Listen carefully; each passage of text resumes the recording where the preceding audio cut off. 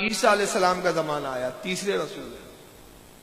حواریوں نے کہا عیسیٰ کتاب چاہیے، کہا پچھلی قوم کا انجام نہیں دیکھا، انہوں نے اپنی کتابوں کے ساتھ کیا کیا، شریعت کے ساتھ کیا کیا؟ کہا عیسیٰ ہم وعدہ کرتے ہیں کہ ہم آپ کی شریعت کی حفاظت کریں گے، شریعت کو تبدیل نہیں کریں گے، قانون کو نہیں بدلیں گے۔ کہا مولا میری قوم کتاب مانگتی ہے، اللہ نے فرمایا کہ عیسیٰ سمجھاؤ ہی نہیں، اگر عمل کیا ثواب ہے، عمل نہ کر سکے کتاب میں تعریف کرو گے، عذاب کا شکار بنو گے۔ قوم نہیں مانی، کہا کتاب تو چاہیے۔ اللہ نے فرمایا عیسیٰ تم بھی روزے رکھو، 2 مہینے کے روزے رکھو اور مقدس جگہ آؤ، کیونکہ مقدس کتاب دی جانے والی ہے، جگہ بھی مقدس ہونی چاہیے۔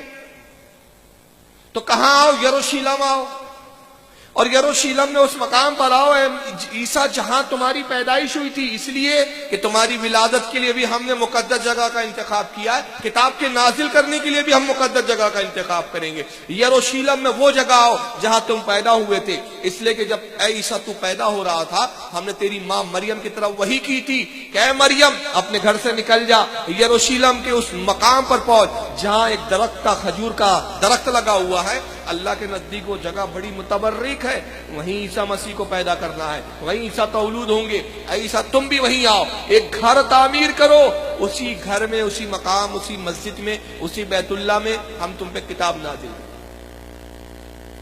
عیسیٰ نے روزے رکھے اور پھر قبۃ الصخرہ اس جگہ کو آج کہا جاتا ہے، بیت المقدس سے قریب ہے، وہاں پہ حضرت عیسیٰ کو انجیل دی گئی۔ مگر آج انجیل کے ساتھ بھی کیا ہوا؟ اصل انجیل تو غائب ہو گئی، اس کی جگہ 4 اناجیل آ گئی۔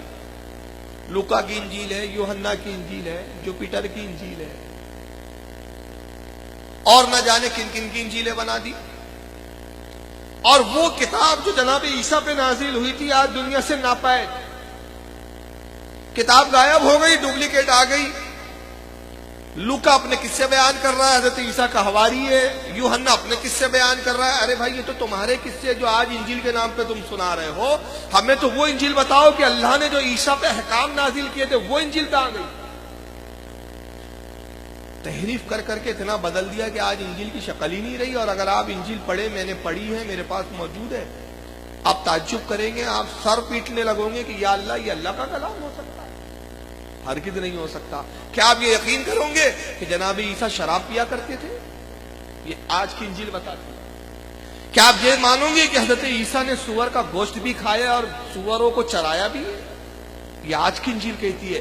ارے حد تو یہ بتا دی گئی کہ انجیل میں یوحنا کی انجیل کھولیں آپ تو کہا جاتا ہے کہ عیسیٰ ابن مریم جو تھے خدا کے بیٹے تب مانے گئے، لوگوں کو تب پتا چلا معاذ اللہ نعوذ باللہ کہ عیسیٰ خدا کا بیٹا ہے، جبکہ سب سے پہلے تو یہی عقیدہ باطل ہے کہ عیسیٰ کو خدا کا بیٹا کہتے ہو، تو خدا اولاد سے پاک ہے، لم یلد ولم یولد، نہ وہ کسی سے جنا گیا نہ اس نے کسی کو جنا، لیکن کہا خدا کے بیٹے۔ یہ پتہ کب چلا؟ کہ جب یوحنا نے شادی کی، اور یوحنا کون ہے پتہ ہے؟ جن کو ہم یحییٰ علیہ السلام کہتے ہیں، انہی کو عیسائی یوحنا کہتے ہیں۔ یوحنا کی شادی ہوئی، شراب کا دور چل رہا تھا، بڑا شراب پلائی جا رہی تھی، شراب ختم ہو گئی تو قوم نے یوحنا کو گالیاں بکنی شروع کی اور کہا یوحنا تو بڑا بخیل نکلا، شادی کے موقع پہ اتنی سی شراب، ہم تو ابھی پی رہے تھے، ہمارے لب ابھی طری ہو رہے تھے کہ شراب ختم ہو گئی۔ یوحنا کو بڑی لان تان کیا، یوحنا رونے لگے۔ یسوع آئے، کہا کہ کیوں روتا ہے؟ کہا شراب ختم ہو گئی ہے، قوم گالیاں بک رہی ہے، لوگ باراتی جو ہے میرے وہ مجھے پہ لان تان کر رہے ہیں۔ کہا غم نہ کر، جتنے تیرے پاس برتن ہیں سب پانی سے بھر دے۔ سارے برتن پانی سے بھر دیے یوحنا نے۔ یسوع نے، مسیح نے ہر ایک میں انگلی ڈالی، جہاں جہاں انگلی پانی میں جاتی تھی وہ پوری شراب میں تبدیل ہو گئی۔ معاذ اللہ، استغفر اللہ۔ کیا نبی شراب بنانے کے لیے پیدا ہوتا ہے؟ یہ آج کی انجیل کہتی ہے۔ لوگوں نے کہا یسوع تو نے یہ پانی کو شراب کیسے بنا دیا؟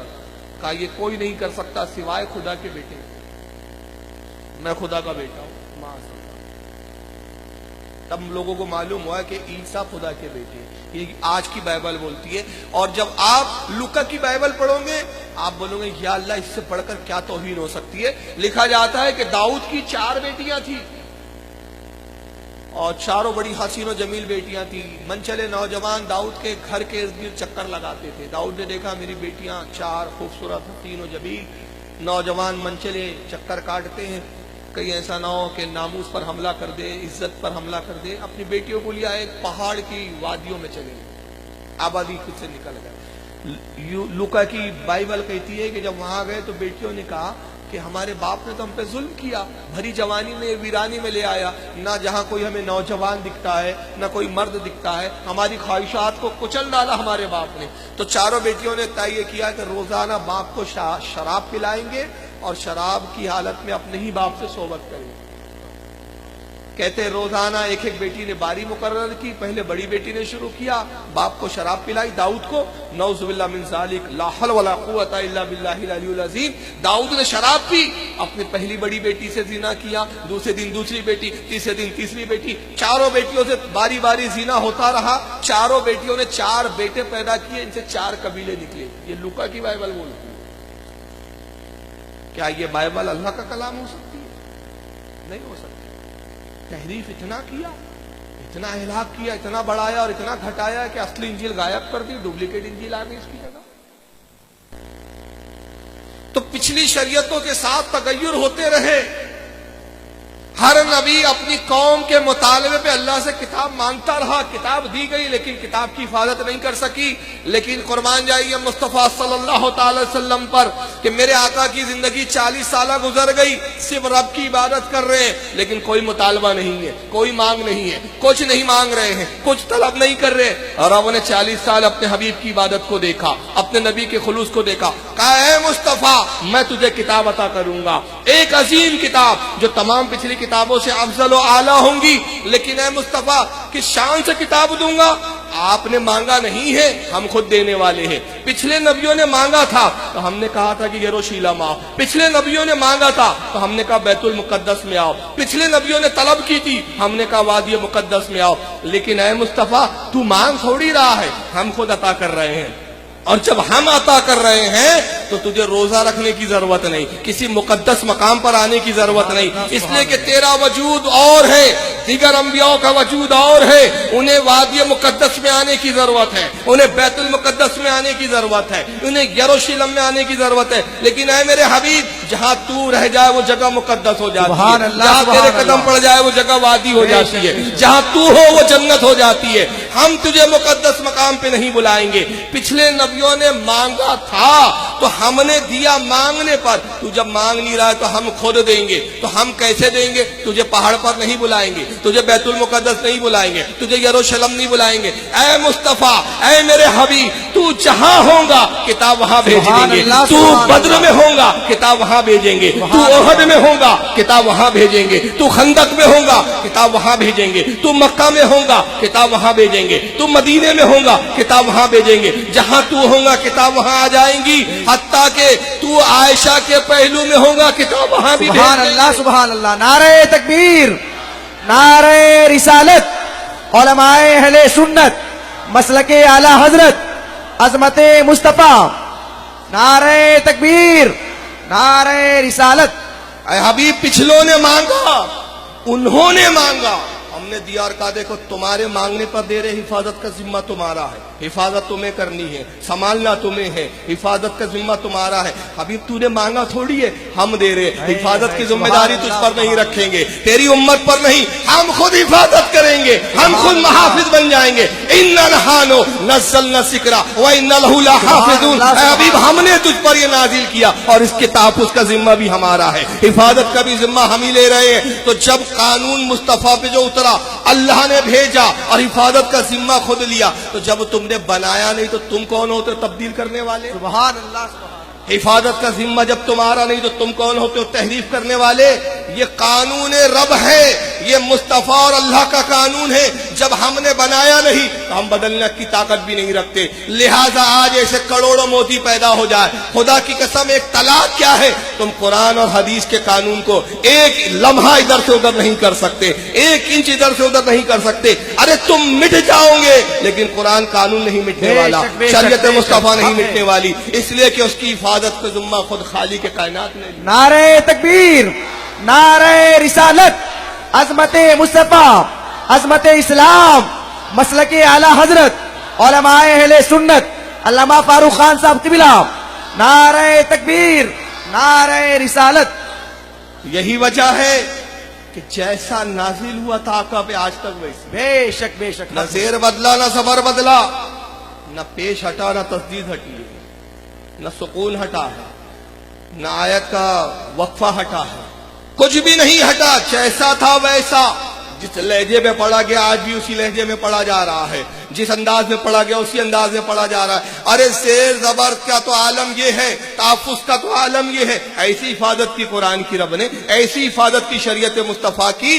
पूरी आयत बदलना तो दूर की बात है, पूरे सूरत को निकालना तो दूर की बात है। पढ़ने वाला हाफिज जेर में गड़बड़ कर दे, पीछे 4 हाफिज टोकने के लिए खड़े रहते हैं। जबर में गड़बड़ कर दे, 4 हाफिज टोकने पे खड़े रहते हैं। गोया बता दिया कि कुरान का जेर जबर भी कसदन भी नहीं पढ़ा जा सकता, सहवन भी गलत नहीं पढ़ा जा सकता। सहवन भी हो तो टोकने वाले मौजूद, कसदन हो तो भी फतवे लगाने वाले मौजूद। अब हो सकता है कि कुरान की हिफाजत का जिम्मा लिया, अब अल्लाह कह रहा है मैं हिफाजत करने वाला हूं, इस किताब की हिफाजत मैं करूंगा। हो सकता है कल कुछ बदमाश कुरान में तहरीफ कर दे,